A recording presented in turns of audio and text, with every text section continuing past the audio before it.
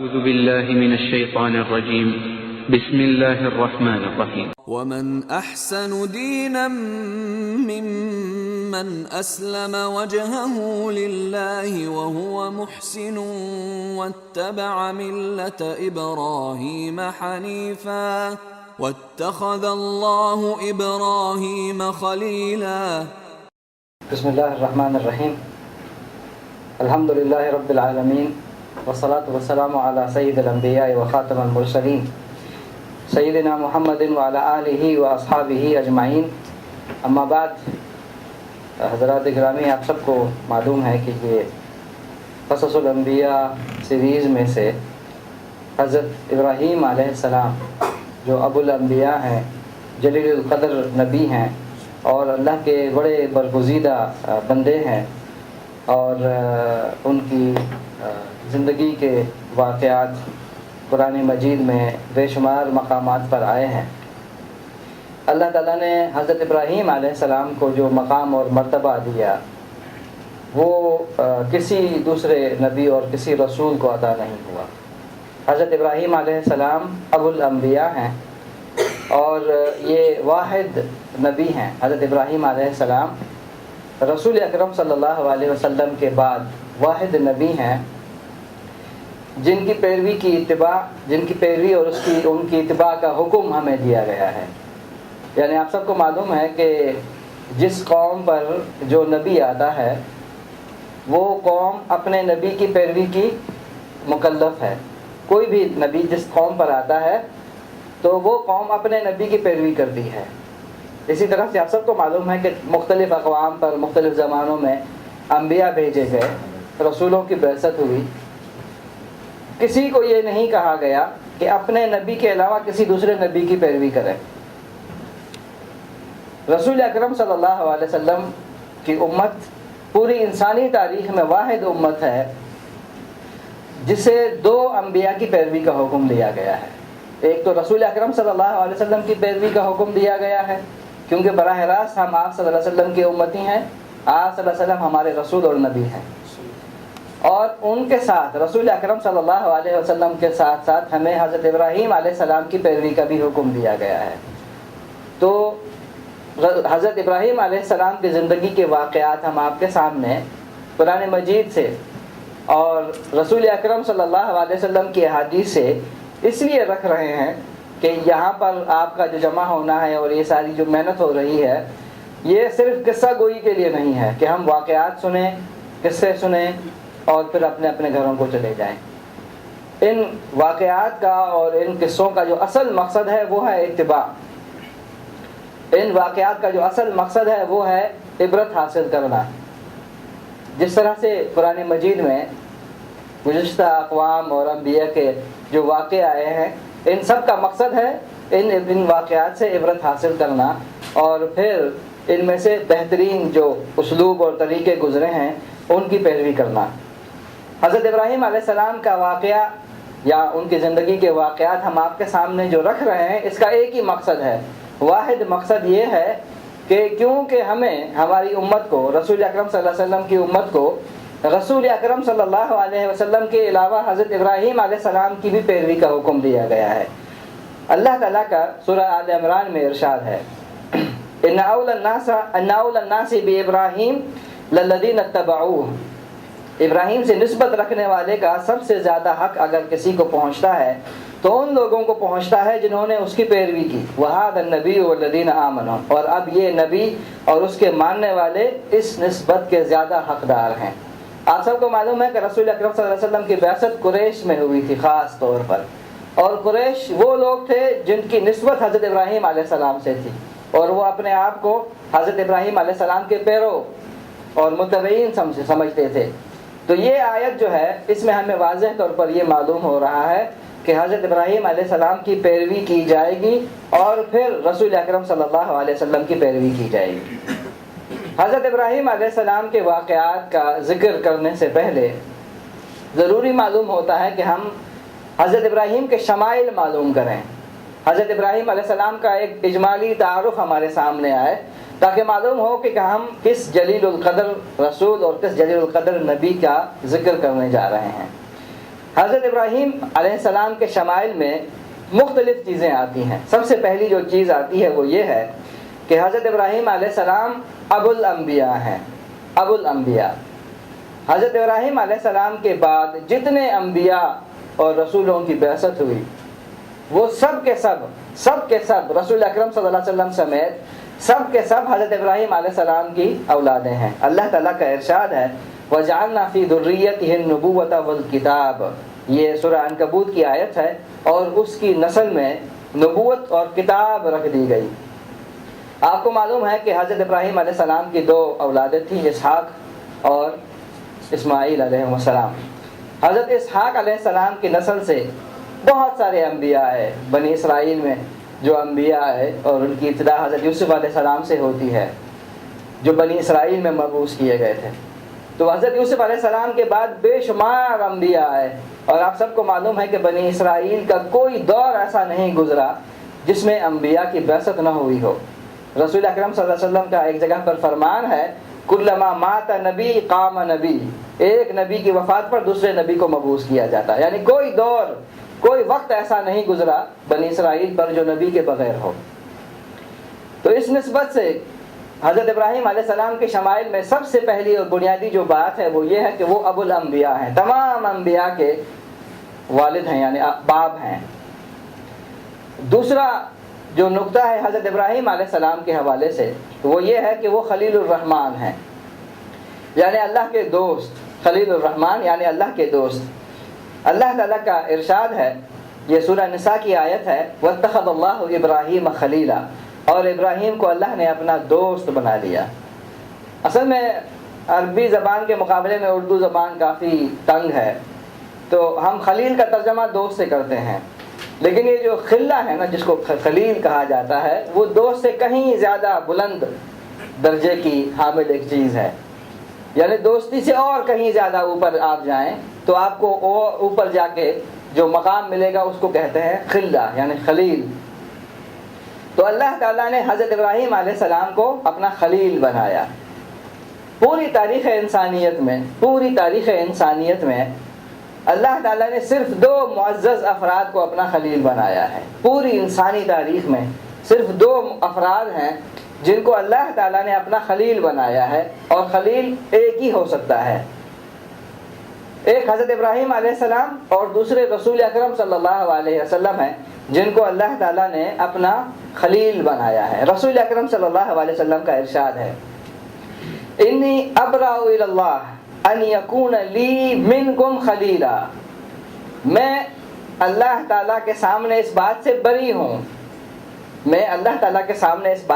ہوں کہ تم میں سے کوئی شخص میرا خلیل ہو. یعنی رسول اکرم صلی اللہ علیہ وسلم کا انسانوں میں سے کوئی خلیل نہیں ہے کیونکہ خلیل ایک ہی ہو سکتا ہے اور اللہ کے رسول صلی اللہ علیہ وسلم اللہ تعالیٰ کے خلیل ہیں.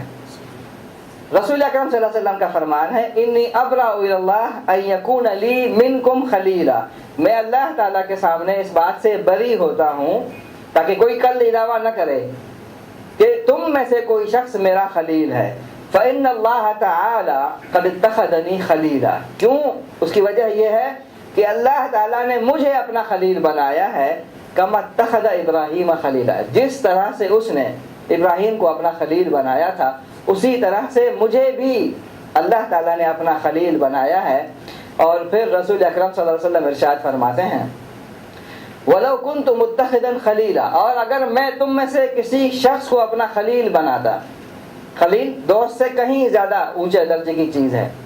اور اگر میں تم میں سے کسی کو خلیل بناتا لکان ابا بکر تو پھر وہ ابو بکر صدیق رضی اللہ تعالیٰ عنہ ہو سکتے تھے جو رسول اکرم صلی اللہ علیہ وسلم کے خلیل ہوں. لیکن حضرت ابو بکر صدیق رضی اللہ تعالیٰ عنہ آپ کو اندازہ ہے کتنا اونچا اور بلند مقام ہے. ایک جگہ پر حضرت ابو بکر صدیق رضی اللہ تعالیٰ عنہ کے بارے میں آپ صلی اللہ علیہ وسلم فرماتے ہیں اے لوگوں تم میں سے جس نے بھی مجھ پر احسان کیا ان سب کے احسانات کا بدلہ میں نے چکا دیا. یعنی جس مرحلے میں بھی جس آدمی نے آپ صلی اللہ علیہ وسلم کے ساتھ احسان کیا کوئی اچھا سلوک کیا آپ صلی اللہ علیہ وسلم نے ان تمام افراد کے احسانات کا صلہ دے دیا. آپ صلی اللہ علیہ وسلم فرماتے ہیں سوائے ابو بکر کے سوائے ابو بکر رضی اللہ تعالیٰ عنہ کے کہ ان کے احسانات کا بدلہ میں نہیں چکا سکتا. وہ اللہ تعالیٰ قیامت کے دن کس طرح سے چکاتا ہے ہمیں نہیں معلوم. وہ کیا مقام ملے گا حضرت ابو بکر صدیق کو وہ ہمیں نہیں معلوم. یعنی اتنے بڑے اونچے مقام کے باوجود حضرت ابو بکر صدیق رضی اللہ تعالیٰ عنہ رسول اکرم صلی اللہ علیہ وسلم کے خلیل نہیں بن سکے. ایک اور چیز حضرت ابراہیم علیہ السلام کے حوالے سے اجمالی تعارف میں آپ کے سامنے پیش کر رہا ہوں. ایک اور چیز حضرت ابراہیم علیہ السلام کے حوالے سے بہت ہی خاص ہے. وہ یہ ہے کہ حضرت ابراہیم علیہ السلام اولو العزم من الرسل میں سے ہیں. اولو العزم من الرسل آپ سب کو معلوم ہے 5 ہیں. انبیاء اور رسولوں کا سلسلہ 1,00,000 سے زیادہ ہے. 1,24,000 کہا جاتا ہے. اب یہ 1,24,000 جو انبیاء اور رسول ہیں سب کے سب اپنی جگہ پر محترم اور اللہ تعالیٰ کے نزدیک بڑے برگزیدہ اور انسانیت کا خلاصہ ہیں. ان تمام افراد میں 1,24,000 میں سے اللہ تعالیٰ نے 5 افراد کو اولو العزم کہا ہے. یعنی وہ رسول جن کا مقام اور مرتبہ بڑا اونچا ہے, بہت بلند ہے, اور ان کا ذکر قرآن مجید میں سورہ احزاب میں ہمیں ملتا ہے. آیت نمبر 7 وَإِذْ أَخَذْنَا مِنَ النَّبِيِّينَ مِيثَاقَهُمْ وَمِنْكَ وَمِن نُوحٍ وَإِبْرَاهِيمَ وَمُوسَى وَعِيسَى ابْنِ مَرْيَمَ وَأَخَذْنَا مِنْهُمْ مِيثَاقًا غَلِيظًا. اب یہاں پر 5 انبیاء کا ذکر ہے, اور اے نبی صلی اللہ علیہ وسلم یاد کرو اس عہد و پیمان کو جو ہم نے سب پیغمبروں سے لیا. 5 انبیاء کا ذکر ہے, تم سے بھی رسول اکرم صلی اللہ علیہ وسلم اور نوح اور ابراہیم اور موسیٰ اور عیسیٰ ابن مریم. یہ 5 انبیاء ہیں. ان سب سے ہم پختہ عہد لے چکے ہیں. تو یہ 5 انبیاء اور رسل ہیں جن کو اولو العزم من الرسل کہا جاتا ہے.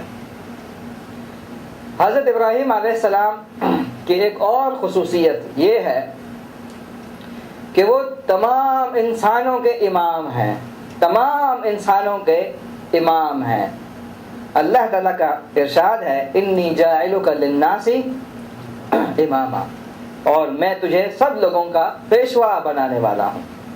آج بھی اگر ہم دیکھیں, آج کے گئے گزرے دور میں بھی حضرت ابراہیم علیہ السلام کا ایک مقام ہے. صرف مسلمانوں کے پاس نہیں, عیسائی بھی مانتے ہیں, یہودی بھی مانتے ہیں, اور جتنے بھی دیگر مذاہب ہیں ان میں سے کوئی نہ کوئی تصور آپ کو ملے گا حضرت ابراہیم علیہ السلام کا. تو یہ جو 3 بڑے آسمانی مذاہب ہیں دنیا میں آج جو پائے جاتے ہیں, ان سب کے پاس حضرت ابراہیم علیہ السلام ایک ممتاز اور ایک بہت ہی بلند مقام پر فائز ہیں. تو یہ باتفاق انسانیت, تمام انسانیت کا اس بات پر اتفاق ہے کہ حضرت ابراہیم علیہ السلام امام الناس ہے, تمام انسانوں کے پیشوا اور رہنما ہیں. ایک اور خصوصیت جو حضرت ابراہیم علیہ السلام کو حاصل ہے وہ یہ ہے کہ اللہ تعالیٰ نے انہیں حنیف کہا ہے. حنیف, اللہ تعالیٰ کا ارشاد ہے قانتا للہ حنیفا, اللہ تعالیٰ کا مطیع و فرمان اور یکسو. حنیف کا مطلب ہے یکسو. تو حضرت ابراہیم علیہ السلام کو جو خصوصیات حاصل ہیں ان میں سے ایک خصوصیت یہ ہے کہ حضرت ابراہیم علیہ السلام کو اللہ تعالیٰ نے حنیف کہا ہے, یعنی یکسو. یکسو کا مطلب کیا ہے؟ یکسو کا مطلب یہ ہے کہ اللہ کو اپنا رب مان لیا تو پھر مان لیا, پھر دنیا کی کوئی بھی طاقت اللہ کو اپنا رب کہنے سے انکار نہیں کروا سکتی. اللہ کو اپنا رب مان لیا تو مان لیا, یکسو, ایک طرف ہو جانا. اصل میں ہمارے ہاں جو سب سے بڑا مسئلہ ہے اس وقت وہ یہی ہے, یکسوئی کا فقدان. ہمارے ہاں یکسوئی کا فقدان ہے. اسی لیے ہم مختلف کشتیوں میں سوار ہوتے ہیں. اگر ہم مختلف کشتیوں میں سوار نہ ہوں اور ایک کشتی میں سوار ہو جائیں, اللہ کو اپنا رب کہا ہے تو پھر اس پر استقامت دکھائیں, تو پھر آپ دیکھیں گے کہ یہ جو حنیفیت ہے, یہ جو یکسوئی ہے, اس کے پھر ثمرات ہمیں نظر آتے ہیں. ایک اور خصوصیت جو حضرت ابراہیم علیہ السلام کو حاصل ہے وہ یہ ہے, اور کسی اور نبی کو یہ خصوصیت حاصل نہیں.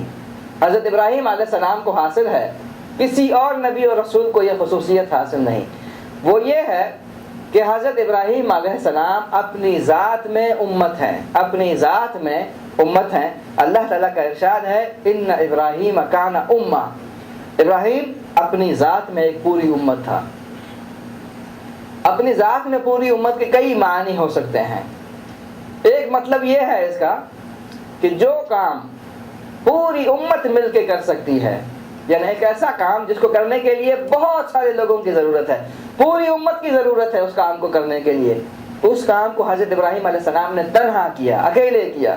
پوری امت کا کام حضرت ابراہیم علیہ السلام نے کیا، اپنی ذات میں امت۔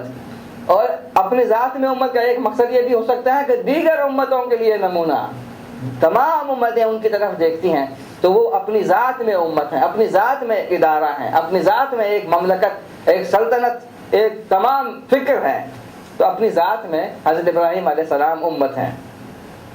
ایک اور چیز جو حضرت ابراہیم علیہ السلام کو حاصل ہے اور کسی کو حاصل نہیں، جس کے بارے میں یعنی قرآن مجید میں ہمیں ملتا ہے حضرت ابراہیم علیہ السلام کو حاصل ہے، وہ یہ ہے کہ اللہ تعالیٰ نے حضرت ابراہیم علیہ السلام کو شاکر کہا ہے۔ شاکر، اللہ تعالیٰ کا ارشاد ہے شاکرن لانعمہ، اللہ تعالیٰ کی نعمتوں کا شکر ادا کرنے والا، اللہ تعالیٰ کی نعمتوں کا شکر ادا کرنے والا۔ اصل میں یہ شکر ہے نا، اس کا مطلب صرف زبانی شکر نہیں ہے۔ آپ کو معلوم ہے کہ شکر کرنے کے لیے 3 چیزیں چاہیے، اگر یہ 3 چیزیں نہیں ہیں تو پھر شکر نہیں ہے۔ شکر کے لیے قلب چاہیے، زبان چاہیے، عمل چاہیے۔ دل میں محبت ہو، زبان سے اقرار ہو، اور پھر کام جوارح سے وہ کیا جائے جو شکر کا تقاضا ہو، یعنی اس سے عکاسی ہو رہی ہو شکر کی۔ تو حضرت ابراہیم علیہ السلام نے شکر کا حق ادا کیا، اللہ تعالیٰ نے انہیں شاکر کہا ہے۔ اسی طرح سے ایک اور چیز جو حضرت ابراہیم علیہ السلام کے حوالے سے ہمیں ملتی ہے وہ یہ ہے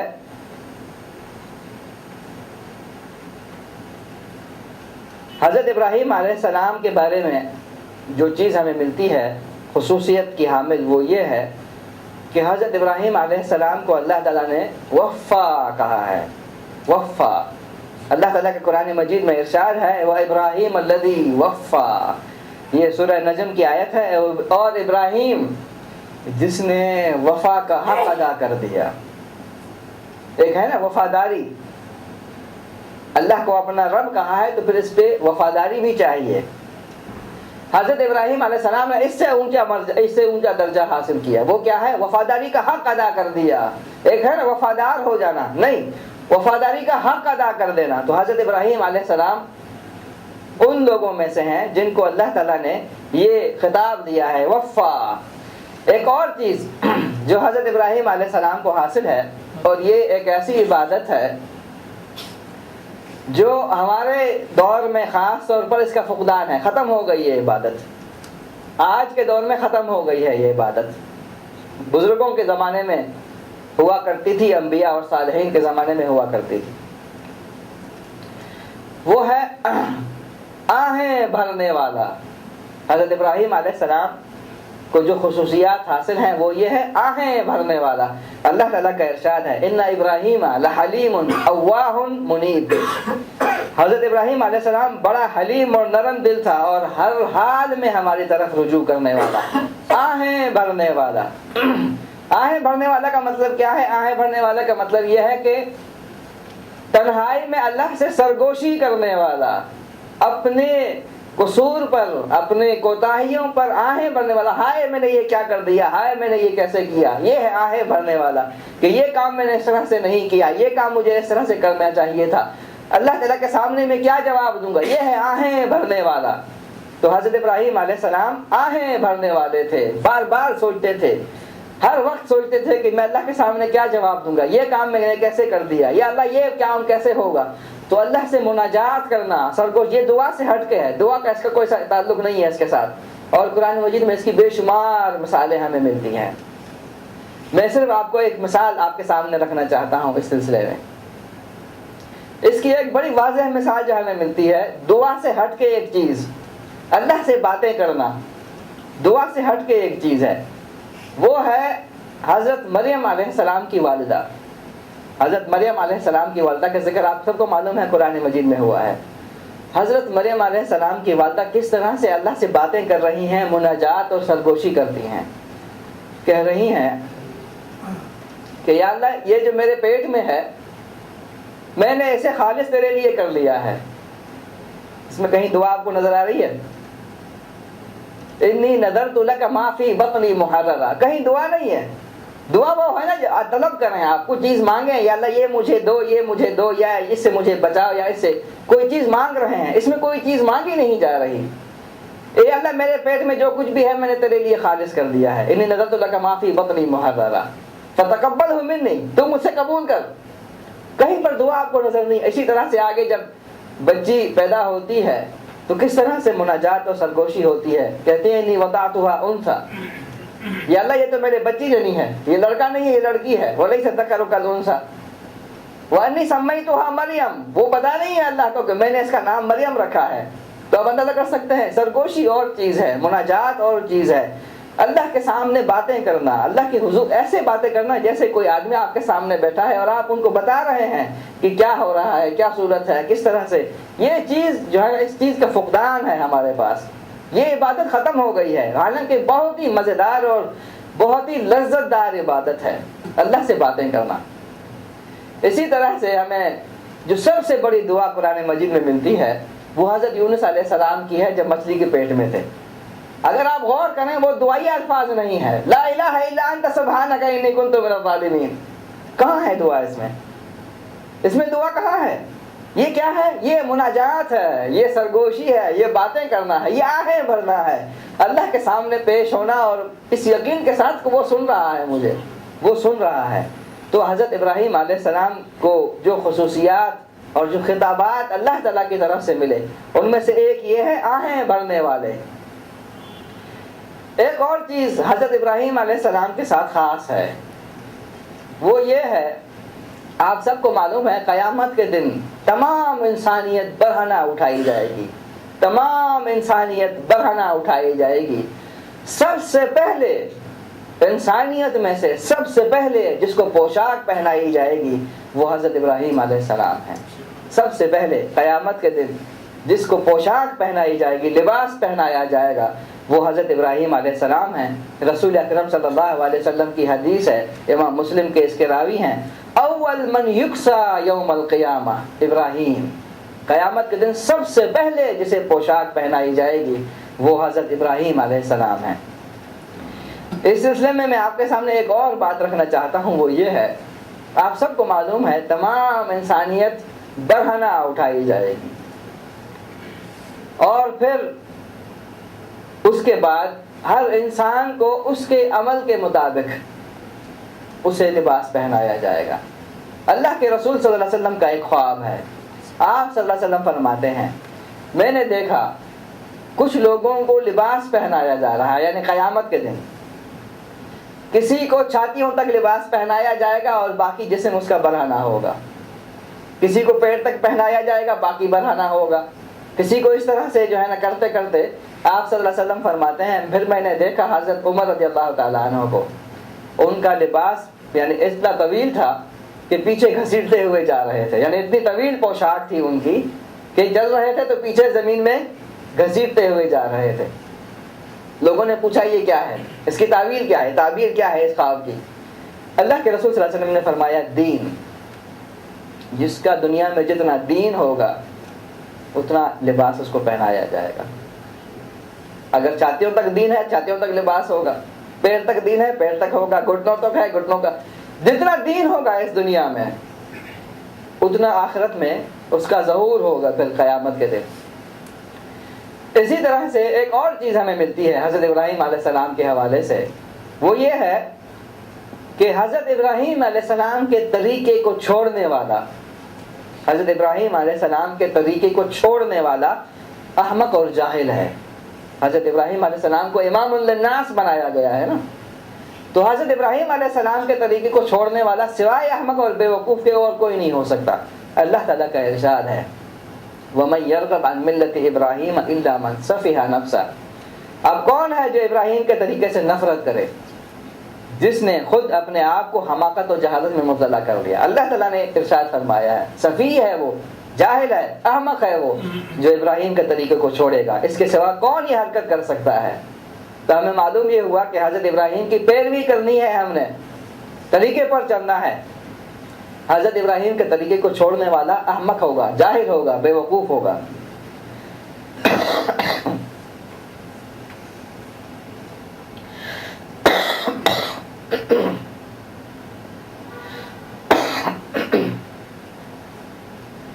شہر میں بارش نہیں ہوئی تو اس وجہ سے وائرس پھیلے ہوئے ہیں۔ حضرت ابراہیم علیہ السلام کی 2 دعائیں خاص ہیں اس امت کے ساتھ، یہ بھی ایک خصوصیات میں سے ایک خصوصیت ہے۔ 2 دعائیں ایسی ہیں جن کا تعلق خاص طور پر اس امت کے ساتھ ہے۔ ان میں سے پہلی دعا میں آپ کے سامنے رکھنا چاہتا ہوں، ربنا وابعث فیہم رسولا منہم۔ آپ اندازہ کر سکتے ہیں یہ حضرت ابراہیم علیہ السلام کی دعا کا نتیجہ ہے۔ رسول اکرم صلی اللہ علیہ وسلم کی بعثت، آپ صلی اللہ علیہ وسلم کی بعثت حضرت ابراہیم علیہ السلام کی دعا کا نتیجہ ہے۔ اے رب ان لوگوں میں خود انہی میں سے ایک رسول اٹھائیو۔ آپ صلی اللہ علیہ وسلم خود فرماتے ہیں، آپ صلی اللہ علیہ وسلم خود فرماتے ہیں، انا دعوت ابی ابراہیم، میں اپنے باپ ابراہیم کی دعا کا نتیجہ ہوں۔ آپ اندازہ کر سکتے ہیں تدبیر دیکھیے، اللہ تعالیٰ کی تدبیر، یہ آگے چل کے بات آئے گی۔ ہم منصوبہ بندی بناتے ہیں نا، پلاننگ، اللہ تعالیٰ کی پلاننگ دیکھیے، ہزاروں سال بعد ایک ہونے والے واقعے کے لیے آج پلاننگ کی جا رہی ہے۔ حضرت ابراہیم علیہ السلام کو بے آب و گیاہ وادی میں یہاں پر اپنے بچوں کو ٹھہرانا کس چیز کی منصوبہ بندی تھی یہ آخر؟ اور پھر یہ دعا ربنا وابعث فیہم رسولا منہم، دیکھیے ہزاروں سال بعد ایک واقعہ رونما ہونے والا ہے، اس کے لیے منصوبہ بندی کی جا رہی ہے۔ اور ایک اور دعا جو اس امت کے ساتھ خاص ہے حضرت ابراہیم علیہ السلام کی، وَإِذْ قَالَ إِبْرَاهِيمُ رَبِّ اجْعَلْ هَٰذَا الْبَلَدَ آمِنًا، جب ابراہیم علیہ السلام نے دعا کی پروردگار اس شہر کو امن کا شہر بنا دے، تو آپ نے دیکھا کہ کس طرح سے مکہ مکرمہ تاریخ میں، پوری تاریخ میں امن کا گہوارہ رہا ہے۔ یہاں پر کافر اور مشرک بھی اپنے باپ کے قاتل کو دیکھتا تو اسے کچھ نہ کرتا۔ اس امت کے حوالے سے میں بات اور رکھنا چاہتا ہوں حضرت ابراہیم کے حوالے سے، وہ یہ ہے تمام انبیاء پر ایمان ہمارے ایمانیات کا ایک حصہ ہے۔ تمام انبیاء پر ایمان، جن کا ذکر قرآن مجید میں ہوا یا جن کے نام سے بھی ہم واقف نہیں ہیں، ان سب پر اجمالی ایمان، یہ ہماری ایمانیات کا ایک حصہ ہے۔ ان میں سے حضرت ابراہیم علیہ السلام بھی ہیں، ظاہر ہے۔ لیکن ایک اور خاص چیز یہ ہے کہ ہماری ہر نماز میں حضرت ابراہیم علیہ السلام کا ذکر ہے۔ یہ جو اتحیات میں جو حضرت ابراہیم علیہ السلام کا ذکر ہے، اتحیات للہ وصلوات و طیبات، پھر آگے جا کے ہم کہتے ہیں اللہم صلی علی محمد وعلی آل محمد، کما صلیت علی ابراہیم، جس طرح سے حضرت ابراہیم پر تو نے درود بھیجا ہے اسی طرح سے ہمارے نبی پر بھی درود بھیج۔ تو آپ اندازہ کر سکتے ہیں کہ کس طرح سے گہرا ایک تعلق بنا دیا گیا ہے اس امت کا، خاص طور پر حضرت ابراہیم علیہ السلام کے ساتھ۔ حضرت ابراہیم علیہ السلام کے ساتھ ایک اور خاص تعلق یہ ہے کہ رسول اکرم صلی اللہ علیہ وسلم بار بار مختلف موقعوں میں حضرت ابراہیم کا ذکر کیا کرتے تھے۔ مثال کے طور پر ابھی جو میں نے بات آپ کے سامنے رکھی کہ رسول اکرم صلی اللہ علیہ وسلم نے فرمایا میں اپنے باپ ابراہیم کی دعا کا نتیجہ ہوں، اسی طرح سے رسول اکرم صلی اللہ علیہ وسلم مختلف موقعوں پر فرماتے تھے ہَكَذَا فَعَلَ ابراہیم، ابراہیم علیہ السلام نے بھی ایسا ہی کیا تھا، یعنی مختلف موقعوں پر بطور شہادت رسول اکرم صلی اللہ علیہ وسلم فرماتے کہ یہ کام تو حضرت ابراہیم نے بھی اسی طرح سے کیا تھا۔ اسی طرح سے رسول اکرم صلی اللہ علیہ وسلم نے مختلف موقعوں پر فرمایا سنت ابیکم ابراہیم، یہ تمہارے باپ ابراہیم کی سنت ہے۔ جب لوگوں نے پوچھا کہ یہ قربانیاں ہم کیوں کر رہے ہیں، یہ جانور ہم کیوں ذبح کرتے ہیں، تو آپ صلی اللہ علیہ وسلم نے کوئی اور دلیل نہیں دی، یہ دلیل دی کہ تمہارے باپ ابراہیم کی سنت ہے۔ اسی طرح سے ایک آدمی رسول اکرم صلی اللہ علیہ وسلم کی خدمت میں حاضر ہوا۔ اب دیکھیے بہت ہی نازک مسئلہ ہے، اور خاص طور پر بر صغیر کے مسلمانوں کے لیے بہت نازک معاملہ ہے۔ وہ یہ ہے کہ آپ صلی اللہ علیہ وسلم سے عقیدت، آپ صلی اللہ علیہ وسلم سے محبت یقیناً ہر مسلمان کو ہونی چاہیے، نہیں ہوگی تو ایمان نہیں ہے۔ لیکن ہمارے ہاں بر صغیر میں خاص طور پر یہ بہت ہی بدقسمتی ہے بر صغیر کے مسلمانوں کی، کہیں اور نہیں ملے گا، آپ کو عربوں میں یہ چیز نہیں ملے گی۔ ہمارے ہاں یا تو عقیدت اس قدر عقیدت کہ رسول اکرم صلی اللہ علیہ وسلم کا جو جائز مقام تھا اس سے بھی کہیں زیادہ ہم نے اوپر پہنچا دیا، یا پھر ہمارے بر صغیر کے مسلمانوں کی بدقسمتی ہے کہ ایک طرف انتہا ہے تو دوسری طرف بالکل دوسری انتہا، کہ رسول اکرم صلی اللہ علیہ وسلم صرف پیغمبر تھے اور کچھ نہیں تھے۔ پیغام پہنچانے والا. اب اہمیت پیغام کی ہے، پیغمبر کی نہیں ہے. یعنی دو انتہا ہیں اس طرح سے. ایک آدمی رسول اکرم صلی اللہ علیہ وسلم کی خدمت میں حاضر ہوا اور اس نے آ کے کہا السلام علیکم یا خیر البریہ. اس نے کہا السلام علیکم اے تمام انسانوں میں سے سب سے بہتر انسان، خیر البریہ سب سے بہتر انسان، سب سے بہتر کائنات کا خلاصہ.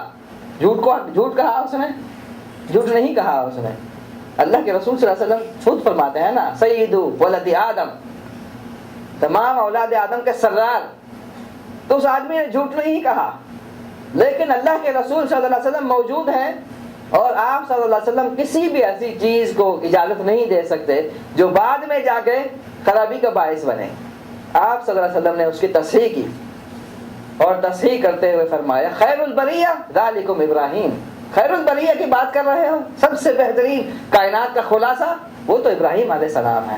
آپ صلی اللہ علیہ وسلم کا ایک طرف سے تواضع تھا اور دوسری طرف سے نظریات کی تصحیح کہ جس کا جو مقام ہے اس کو اس مقام پر بٹھایا جائے، نہ اوپر اٹھایا جائے نہ پھر نیچے لیا جائے. جو جائز مقام ہے ہر آدمی کو اس کا جائز مقام دیا جائے. حضرت ابراہیم علیہ السلام کے حوالے سے اور ہماری جو امت ہے رسول اکرم صلی اللہ علیہ وسلم کی امت، اس سلسلے میں بھی ایک بڑی اہم بات ہے. وہ یہ ہے کہ حضرت ابراہیم علیہ السلام سے رسول اکرم صلی اللہ علیہ وسلم کی ملاقات ہوئی ہے، پہلی بات. دوسری بات یہ ہے بہت سارے انبیاء گزرے ہیں. حضرت ابراہیم علیہ السلام وہ نبی ہیں جنہوں نے اس امت کو ایک پیغام دیا ہے. اس امت کو، رسول اکرم صلی اللہ علیہ وسلم کی امت کو ایک پیغام دیا ہے. آپ کو معلوم ہے کہ اسراء والمعراج کے موقع پر اللہ کے رسول صلی اللہ علیہ وسلم کی ملاقات مختلف انبیاء سے کرائی گئی.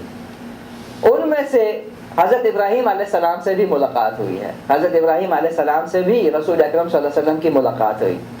رسول اکرم صلی اللہ علیہ وسلم اسراء والمعراج کے جو طویل حدیث ہے اس کا ایک حصہ ہے، میں آپ کے سامنے رکھ رہا ہوں.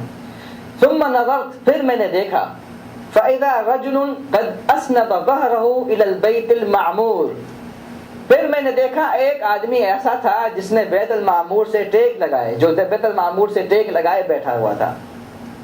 میں نے دیکھا ایک آدمی کو بیت المعمور سے ٹیک لگائے بیٹھا تھا. فقلت من هذا یا جبریل، میں نے پوچھا اے جبریل یہ کون ہے؟ تو جبریل علیہ السلام نے تعارف کراتے ہوئے کہا هذا ابوک ابراہیم، یہ تمہارا باپ ابراہیم ہے. پھر رسول اکرم صلی اللہ علیہ وسلم سے حضرت ابراہیم علیہ السلام کی ملاقات ہوتی ہے اور پھر ملاقات کے بعد حضرت ابراہیم علیہ السلام ایک پیغام دیتے ہیں اس امت کے لیے. اس امت کے لیے ایک پیغام دیتے ہیں. وہ پیغام کیا ہے؟ وہ یہ ہے کہ حضرت ابراہیم علیہ السلام رسول اکرم صلی اللہ علیہ وسلم سے کہتے ہیں یا محمد صلی اللہ علیہ وسلم اقرئ امتک منی السلام، اپنی امت کو میری طرف سے سلام کہنا. پہلی بات، اپنی امت کو جا کے میری طرف سے سلام کہنا. وَقُلْ لَهُمْ، اور ان سے جا کے کہنا، کیا کہنا؟ أَنَّ الْجَنَّةَ طَيِّبَةٌ، یہ جو جنت ہے نا یہ بہت ہی بہترین جگہ ہے، بہت اچھی جگہ ہے، بہت طیب جگہ ہے. اور پھر طیبۃ التربہ، اس کی جو مٹی ہے نا وہ بڑی اچھی مٹی ہے. جنت کی جو مٹی ہے وہ بڑی اچھی مٹی ہے. عذبۃ الماء، اس کا پانی بڑا شیریں اور بڑا میٹھا ہے. اب اس جنت کے حصول کے لیے ہمیں کیا کرنا چاہیے؟ حضرت ابراہیم علیہ السلام کا پیغام ہے اس امت کے لیے. یہ جنت بڑی اچھی جگہ ہے، بہت اچھا ٹھکانہ ہے. اس کی مٹی جو ہے نا وہ بہت ہی زرخیز اور بڑی اچھی مٹی ہے. اس کا پانی بڑا شیریں اور بڑا میٹھا ہے. اور پھر اس جنت کی جو پیداوار ہے، اس جنت کا جو بیج ہے، یہاں پر جو بیج ڈالنا چاہیے وہ کیا ہے؟ وَإِنَّ غِرَاسَهَا سُبْحَانَ اللَّهِ وَالْحَمْدُ لِلَّهِ وَاللَّهُ أَكْبَرُ. اس جنت کا جو بیج ہے جہاں پر آپ بیٹھے ہیں جہاں پر، اور آپ کو وہاں پر کھیتی باڑی کرنی ہے، تو کھیتی باڑی کے لیے آپ زیادہ سے زیادہ کہیں سبحان اللہ، الحمدللہ، اللہ اکبر. یہ جنت کے بیج ہیں یا اس کی کھیتی ہے جو آپ کو وہاں پر جا کے ملے گی. تو یہ حضرت ابراہیم علیہ السلام کا ایک خصوصی پیغام تھا اس امت کے لیے. حضرت ابراہیم علیہ السلام کے حوالے سے ایک اور چیز میں آپ کے سامنے رکھنا چاہتا ہوں. اجمالی تعارف کی ہم باتیں کر رہے ہیں. اجمالی تعارف میں ایک خاص چیز یہ ہے کہ حضرت ابراہیم علیہ السلام سب سے زیادہ شباہت میں رسول اکرم صلی اللہ علیہ وسلم سے ملتے تھے. حضرت ابراہیم کی شباہت خلیہ جو ہے وہ رسول اکرم صلی اللہ علیہ وسلم سے سب سے زیادہ ملتا تھا. اسی حدیث میں، اسراء والمعراج والی حدیث میں، رسول اکرم صلی اللہ علیہ وسلم فرماتے ہیں عرض علی الانبیاء، تمام انبیاء کو میرے سامنے پیش کیا گیا. فرأیت موسیٰ ضربا من الرجال، میں نے موسیٰ کو دیکھا، آدمیوں میں سے درمیانے آدمی تھے، یعنی لوگوں میں سے درمیانے قد کے آدمی تھے. ورأیت عیسیٰ ابن مریم، اور پھر میں نے عیسیٰ ابن مریم کو دیکھا. فإذا اقرب الناس الیہ شبہا عروہ ابن مسعود، پھر میں نے عیسیٰ ابن مریم کو دیکھا، تم میں سے سب سے زیادہ اس سے شباہت رکھنے والا حضرت عروہ ابن مسعود رضی اللہ تعالیٰ عنہ ہے. یعنی حضرت عروہ ابن مسعود کی شکل و صورت سب سے زیادہ حضرت مسیح سے ملتی ہے. ثم رأیت ابراہیم، پھر میں نے ابراہیم کو دیکھا. فإذا اقرب الناس الیہ شبہا صاحبکم، آپ صلی اللہ علیہ وسلم فرماتے ہیں پھر میں نے ابراہیم علیہ السلام کو دیکھا، سب سے زیادہ ان سے شباہت رکھنے والا تمہارا دوست ہے، یعنی میں ہوں، یعنی رسول اکرم صلی اللہ علیہ وسلم ہے، تمہارا ساتھی ہے، تمہارا دوست سب سے زیادہ شباہت رکھتا ہے حضرت ابراہیم علیہ السلام سے. اور پھر کہتے ہیں ورأیت جبریل، یہ بھی ایک خاص بات آپ کو معلوم ہونی چاہیے. پھر میں نے جبریل علیہ السلام کو دیکھا. فإذا اقرب الناس الیہ شبہا دحیہ الکلبی، حضرت دحیہ کلبی ایک بڑے جلیل القدر صحابی ہیں. کیا نام ہے؟ دحیہ الکلبی. حضرت دحیہ الکلبی کی شباہت سب سے زیادہ حضرت جبریل علیہ السلام سے ہوتی ہے. آپ سب کو معلوم ہونا چاہیے کہ حضرت جبریل علیہ السلام وحی لے کر آتے تھے، آپ سب کو معلوم ہے، اور پھر انسانی شکل میں آتے تھے. جب بھی آتے تھے انسانی شکل میں آتے تھے. صرف 2 مواقع ایسے ہیں حضرت جبریل علیہ السلام کو جس طرح سے اللہ نے پیدا کیا اس کو کسی انسان نے نہیں دیکھا. رسول اکرم صلی اللہ علیہ وسلم نے 2 مرتبہ حضرت جبریل علیہ السلام کو اس شکل و صورت میں دیکھا جس سے اللہ نے اسے پیدا کیا تھا. یعنی جس شکل و صورت میں اللہ نے اسے پیدا کیا اس شکل و صورت میں رسول اکرم صلی اللہ علیہ وسلم نے 2 مرتبہ حضرت جبریل علیہ السلام کو دیکھا. اس کے علاوہ جب بھی حضرت جبریل علیہ السلام زمین پر آتے تھے انسانی شکل میں آتے تھے، جب بھی آتے تھے انسانی شکل میں آتے تھے، اور جب بھی آتے تھے دحیہ کلبی رضی اللہ تعالیٰ عنہ کی شکل میں آتے تھے. جب بھی حضرت جبریل آتے تھے حضرت دحیہ کلبی کی شکل میں آتے تھے. اسی لیے بعض اوقات صحابہ کرام جب دحیہ کلبی آتے تھے، داخل ہوتے تھے، تو لوگ پوچھتے تھے، صحابہ کرام پوچھتے تھے ادحیہ ام جبریل، دحیہ ہو یا جبریل ہو. لوگوں کو پوچھنا پڑتا تھا کہ کون آ رہا ہے، دحیہ ہے یا جبریل ہے. تو دحیہ کہتے تھے کہ میں دحیہ ہوں.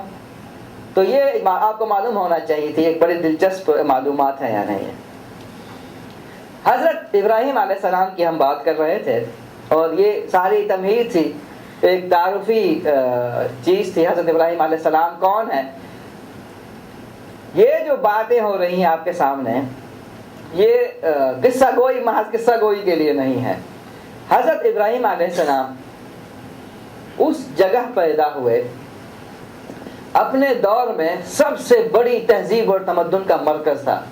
اس دور میں تہذیب و تمدن کا سب سے بڑا مرکز جو تھا وہ عراق تھا، اور عراق میں بھی تہذیب و تمدن کا سب سے بڑا مرکز جو تھا وہ تھا بابل.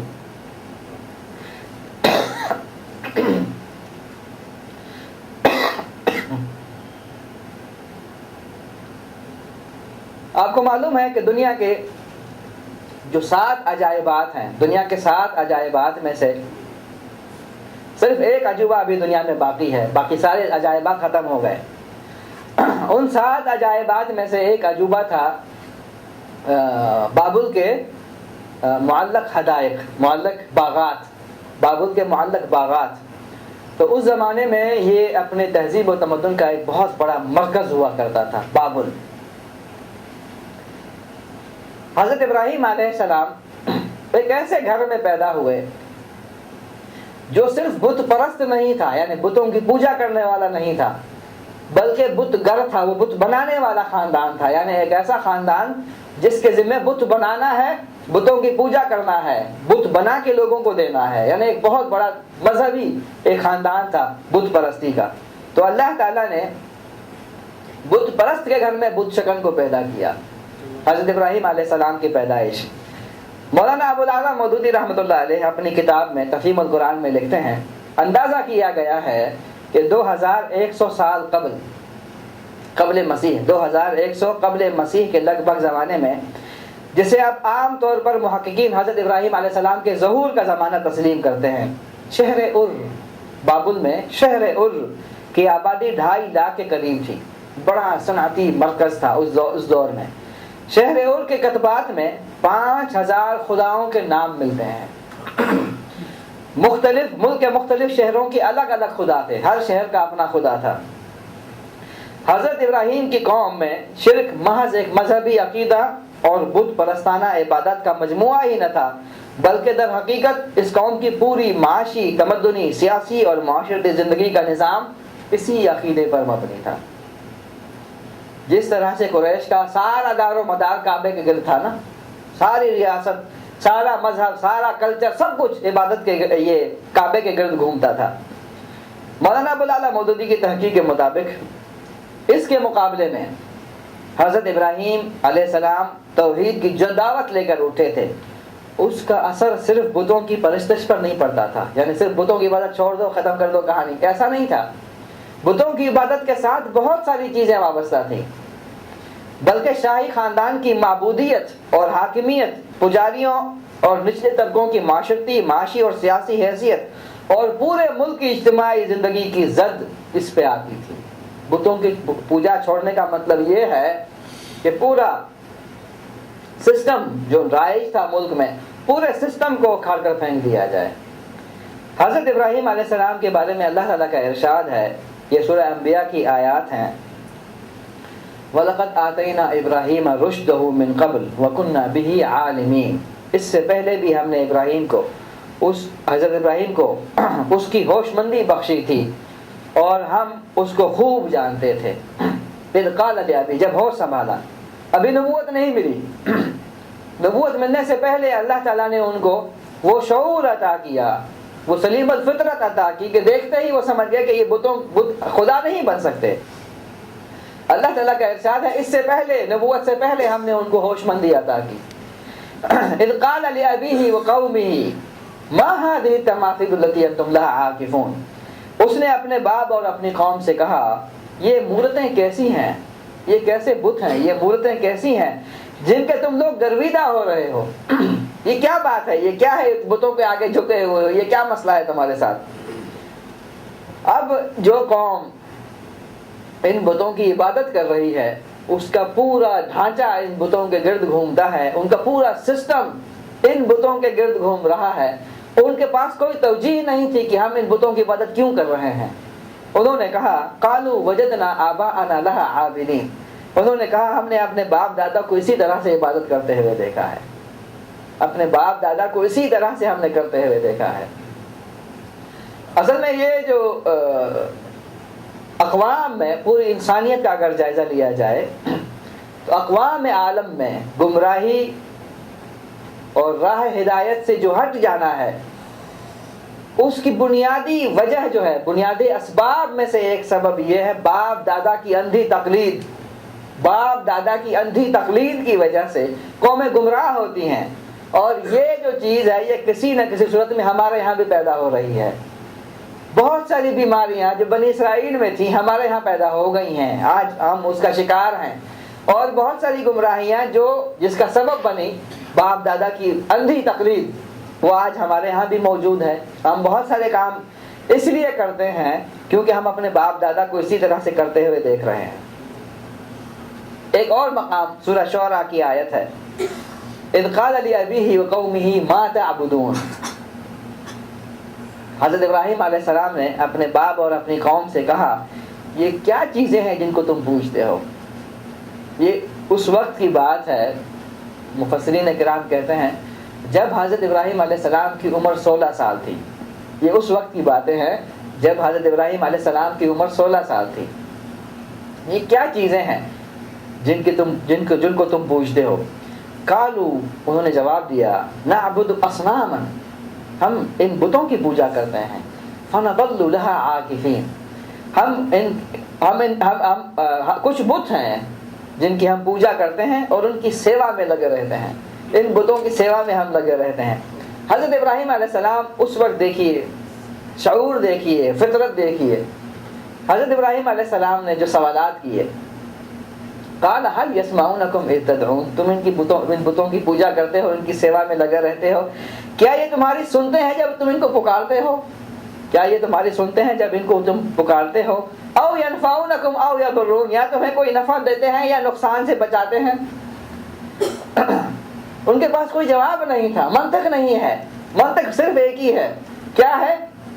ہم نے باپ دادا کو اسی طرح سے کرتے دیکھا ہے۔ انہوں نے کہا قالوا بل وجدنا آباءنا كذلك يفعلون، انہوں نے جواب میں کہا نہیں، ہمیں معلوم نہیں ہے سنتے ہیں نہیں سنتے، نفع ہے نہیں ہے، ہمیں نہیں معلوم، ہمیں صرف یہ معلوم ہے کہ ہم اپنے باپ دادا کو ایسا ہی کرتے ہوئے دیکھتے آ رہے ہیں۔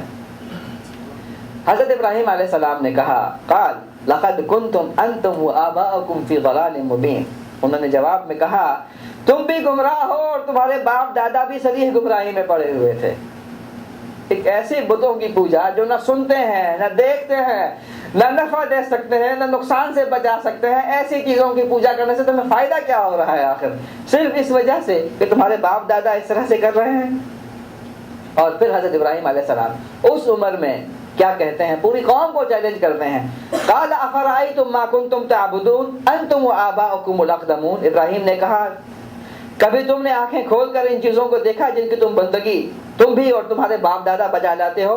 فإنهم عدو لي إلا رب العالمین، تو یہ سب میرے دشمن ہیں بجز رب العالمین کے۔ انسان کے اندر اگر فطرت سلیم ہو، اس فطرت کو مسخ نہ کیا گیا ہو، تو اپنی فطرت سے وہ پہنچ جائے گا اس کائنات کا ایک خالق اور مالک ہے، رب العالمین جس کو کہتے ہیں۔ ایک اور مقام ہے سورہ مریم کا، یہی مکالمہ مختلف انداز میں آیا ہے۔ اذ قال لأبیہ یا ابتی، پہلے اپنی قوم سے کہا، اپنے باپ کے ساتھ قوم سے کہا، اب یہ خاص مکالمہ ہے اپنے والد کے ساتھ، اپنے باپ کے ساتھ مکالمہ ہو رہا ہے۔ اذ قال لأبیہ یا ابتی لم تعبد ما لا يسمع ولا يبصر ولا يغني عنك شیئا، اے ابا جان آپ کیوں ان چیزوں کی عبادت کرتے ہیں جو نہ سنتی ہیں، نہ دیکھتی ہیں اور نہ آپ کا کوئی کام بنا سکتی ہیں؟ کیوں ان کی عبادت کر رہے ہیں؟ اور انداز بہت ہی مؤدبانہ ہے، بڑے ادب سے اپنے والد سے مخاطب ہیں، یعنی اس طرح سے نہیں ہے کہ بڑے رونق سے مخاطب ہوں، بڑے ادب سے مخاطب ہیں۔ یا ابتی، اور ابتی کا جو ہے نا یہ ادب کی بڑی انتہائی ایک مثال ہے۔ آپ کیوں ان چیزوں کی عبادت کرتے ہیں جو نہ سنتی ہیں، نہ دیکھتی ہیں اور نہ آپ کا کوئی کام کر سکتی ہیں؟ یا ابتی انی قد جاءنی من العلم ما لم یاتک، ابا جان میرے پاس ایک ایسا علم آیا ہے جو آپ کے پاس نہیں ہے۔ ضروری نہیں ہے جو عمر میں بڑا ہو اسی کو ملے، یہ ضروری نہیں ہے۔ مجھے ایک ایسا علم آیا ہے، میرے پاس ایک ایسا ہنر آیا ہے، ایک ایسی چیز میرے پاس ہے جو آپ کو نہیں ملی۔ فاتبعنی، میری اتباع کریں، اہدک صراطا سویا، آپ میرے پیچھے چلیں، میں آپ کو سیدھا راستہ دکھاتا ہوں، صحیح راستہ کون سا ہے۔ یا ابتی لا تعبد الشیطان، ابا جان شیطان کی عبادت نہ کرنا۔ بڑی عجیب، بہت ہی عجیب ایک مثال ہے، بڑی عجیب ایک تمثیل ہے۔ ابراہیم کے والد کس چیز کی عبادت کرتے تھے؟ کس چیز کی عبادت کرتے تھے؟ ہاں اب پیچھے سے آواز آئے نا، کس چیز کی عبادت کرتے تھے؟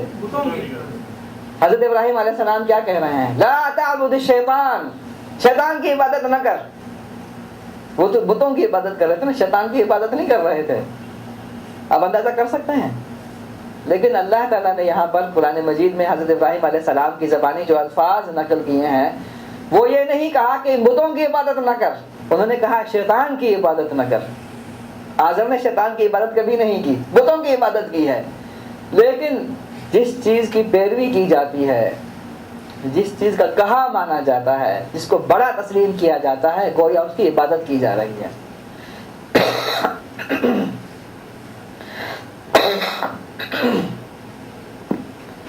اگر ہم اپنے نفس کی عبادت کر رہے ہیں، اپنے نفس کا کہا مان رہے ہیں، اپنے نفس کی پیروی کر رہے ہیں، اپنے نفس کی ہر خواہش کی تکمیل کر رہے ہیں، جس کا مطلب یہ ہے ہم اپنے نفس کی عبادت کر رہے ہیں۔ اور اپنے نفس کی عبادت کا مطلب یہ ہے کہ ہم شیطان کی عبادت کر رہے ہیں۔ تو حضرت ابراہیم علیہ السلام نے اپنے باپ سے کہا لا تعبد الشیطان، شیطان کی عبادت نہ کر، کیوں؟ ان الشیطان کان للرحمن عصیا، شیطان تو رحمان کا نافرمان ہے۔ یا ابتی، ابا جان، انی اخاف ان یمسک عذاب من الرحمن فتکون للشیطان ولیا، انہوں نے کہا ابا جان مجھے ڈر ہے کہیں آپ رحمان کے عذاب میں مبتلا نہ ہو جائیں اور شیطان کے ساتھی بن کر رہیں۔ یہاں پر بھی بڑا لطیف ایک خاص، بڑا اہم، بہت ہی خاص نقطہ ہے، اسی پر میں اپنی بات کو اختتام کروں گا۔ اس بات پر یہاں پر جو الفاظ آئے ہیں نا وہ بڑے قابل غور ہیں۔ حضرت ابراہیم علیہ السلام نے اپنے باپ سے کہا ابا جان مجھے اس بات کا ڈر ہے کہیں آپ رحمان کے عذاب میں مبتلا نہ ہو جائے۔ انی اخاف ان یمسک عذاب من الرحمن، اللہ تعالیٰ کے بے شمار نام ہیں، آپ سب کو معلوم ہے، 99 ہم کہتے ہیں۔ ان تمام ناموں میں سے جس نام کو حضرت ابراہیم علیہ السلام نے چنا ہے یہاں پر وہ کیا ہے؟ رحمان۔ حالانکہ عذاب کے لیے کوئی اور نام زیادہ مناسب تھا نا، عذاب کا عذاب، مجھے ڈر ہے کہیں آپ قہار کے عذاب میں مبتلا نہ ہو جائیں، مجھے ڈر ہے کہیں آپ جو ہے نا، اس طرح سے اور بہت سارے نام ہو سکتے ہیں، لیکن جبار کے عذاب میں مبتلا نہ ہو جائے، یعنی کوئی ایسا نام دیا جائے جو عذاب کے ساتھ تھوڑا سا مماثلت رکھتا ہو، یعنی مناسبت رکھتا ہو۔ لیکن حضرت ابراہیم علیہ السلام نے تمام ناموں کو چھوڑ کر رحمان کا لفظ استعمال کیا ہے، اور آپ کو معلوم ہے الرحمن جو ہے وہ رحیم کا مبالغہ ہے، الرحمن جو ہے وہ رحیم کا مبالغہ ہے۔ رحمان یعنی رحمت کا ایک ایسا دریا جو ٹھاٹھے مار رہا ہے، رحمت کا ایک ایسا دریا جو ٹھاٹھے مار رہا ہے، جو اپنے حدوں سے آگے جا رہا ہے، ایسی رحمت۔ اللہ تعالیٰ رحمان ہے اور رحیم ہے۔ رحمان الدنیا، دنیا میں رحمان ہے لیکن آخرت میں رحمان نہیں ہے، آخرت میں صرف رحیم ہے۔ کیوں؟ اس کی وجہ یہ ہے کہ دنیا میں وہ کافر کو بھی پانی پلاتا ہے نا، دنیا میں جو ہے نا اللہ کی نافرمانی ہو رہی ہے، باغی بھی موجود ہیں، سب کچھ ہو رہا ہے، لیکن ان کو بھی اللہ تعالیٰ وہ تمام نعمتیں دے رہا ہے جو مسلمانوں کو دے رہا ہے۔ تو دنیا میں وہ رحمان ہے، رحمت کا ایک ٹھاٹھے مارتا سمندر، کسی کو نہیں دیکھتا وہ کون مسلم ہے، کون مومن ہے، کون کافر ہے، سب کو دے رہا ہے، سب کو نواز رہا ہے، وہ ہے رحمان۔ لیکن آخرت میں رحمت صرف اللہ تعالیٰ کے نیک بندوں کے لیے ہوگی، تو وہاں پر وہ رحیم ہے، وہ رحمان نہیں ہے۔ یہاں پر لفظ رحمان استعمال کیا گیا ہے، مجھے ڈر ہے کہیں آپ رحمان کے عذاب میں مبتلا نہ ہو جائیں۔ کیا مطلب ہے اس کا؟ تمام حواس کو جمع کر کے سنیں، اس کا مطلب کیا ہے؟ اس کا مطلب یہ ہے رحمان جو دنیا میں کافر، مسلم، یہودی، نصرانی سب کو دے رہا ہے، سب کو نعمتیں دے رہا ہے، جب رحمان کسی کو عذاب دیتا ہے تو اس کا مطلب یہ ہے جس کو عذاب دیا جا رہا ہے اس میں رحم کے قابل ایک ذرہ بھی باقی نہیں ہے۔ آپ اندازہ کر سکتے ہیں اس بات کا کیوں رحمان کا لفظ یہاں پر استعمال ہوا؟ اس لیے استعمال ہوا کہ جس کو اللہ تعالیٰ جہنم میں ڈالے گا، جس کو اللہ تعالیٰ عذاب دے گا، اس کے اندر رحم کے قابل ایک ذرہ بھی باقی نہیں بچے گا۔ اگر ایک ذرہ بھی رحم کے قابل ہوتا تو اسے عذاب نہ دیا جاتا، اسی لیے یہاں پر اللہ تعالیٰ نے رحمان کا لفظ استعمال کیا ہے۔ تو ان باتوں کے ساتھ ہم اپنے اس گفتگو کا پہلا حصہ ختم کرتے ہیں۔